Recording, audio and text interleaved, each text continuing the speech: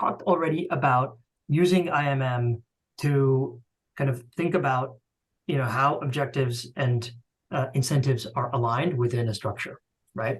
So let's get out of the structure, right, and let's look at the kind of application on the ground a little bit, right?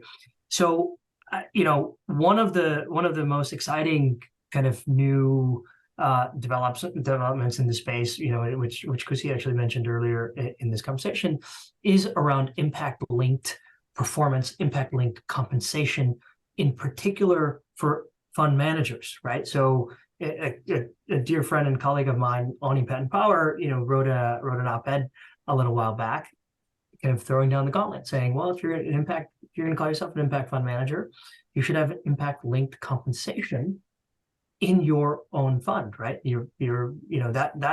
That performance should dictate, how well you do.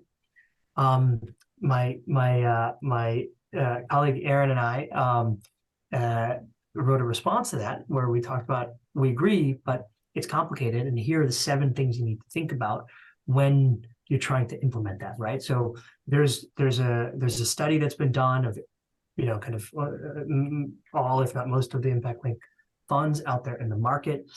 It's a very, very exciting and interesting idea. A lot of the big LPs, the allocators, are very keenly interested in this, right? So DFIs and fund of funds and family offices. This is very interesting for a lot of the folks that are deploying impact capital to managers in particular. And a lot of managers are looking at this as something that is really exciting as well, because they are producing fantastic impact results. And why shouldn't they get paid or rewarded based on delivering those fantastic performances, right? The key here, of course, is how can we do any of it without having a very kind of thoughtfully designed, reliable impact measurement system in place that all of the folks around the table can get behind, right? And so, there are a number of folks who are doing really great research, as well as, kind of building practice around this. And there are a lot of, maybe for another conversation, there are a lot of very important principles that go into designing an IMM framework, right? And one thing I'll just kind of leave this at is we're not at the stage where you could just pull something off the wall or download it from the web and apply it, right? That's